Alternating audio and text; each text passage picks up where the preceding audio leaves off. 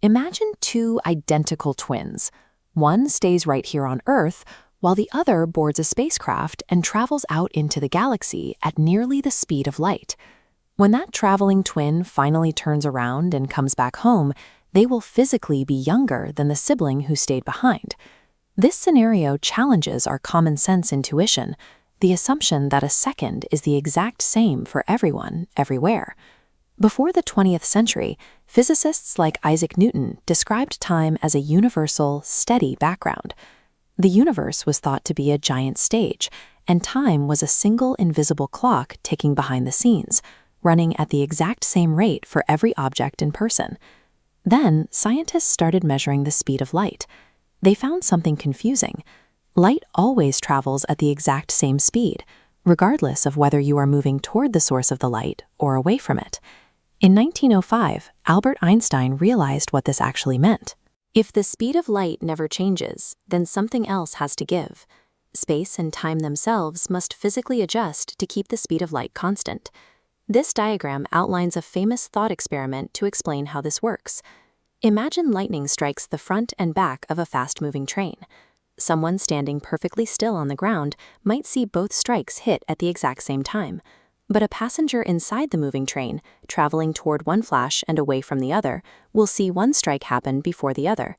Neither person is making a mistake. They are simply measuring the sequence of events from different frames of reference.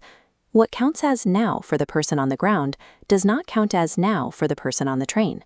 While the math proved that simultaneity is relative, humans needed to see physical, measurable evidence to accept that time actually bends in the real world.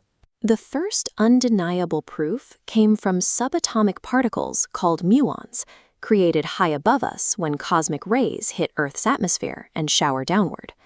Muons are incredibly unstable. They decay in about 2.2 microseconds. According to the standard rules of motion, nearly all of them should vanish long before they ever reach the ground. This timeline compares a muon's decay rate under those old Newtonian rules to what actually happens. Because the muons are falling at nearly the speed of light, their internal clocks slow down relative to an observer on Earth. This effect is known as time dilation. Because time passes slower, a large number of muons survive the trip to the surface. Nature is actively applying these rules, showing us that high speeds literally slow down time. In 1971, physicists Joseph Hayfel and Richard Keating tested this on objects humans actually built.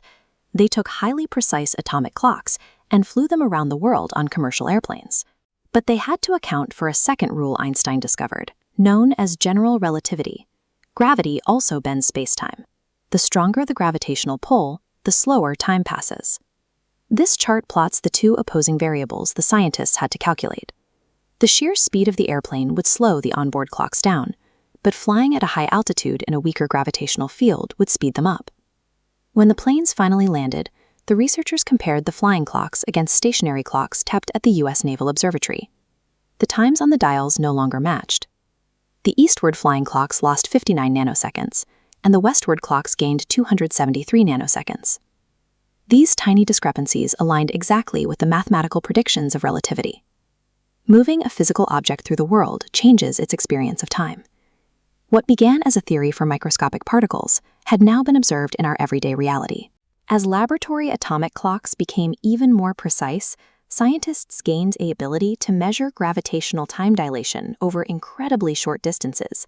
In 2010, researchers at the National Institute of Standards and Technology compared two aluminum-ion clocks.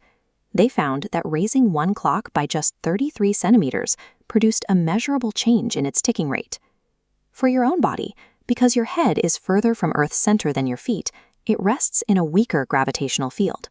Because of this tiny difference, your head is literally aging slightly faster than your feet. Time dilation is not reserved for massive black holes or deep space travel.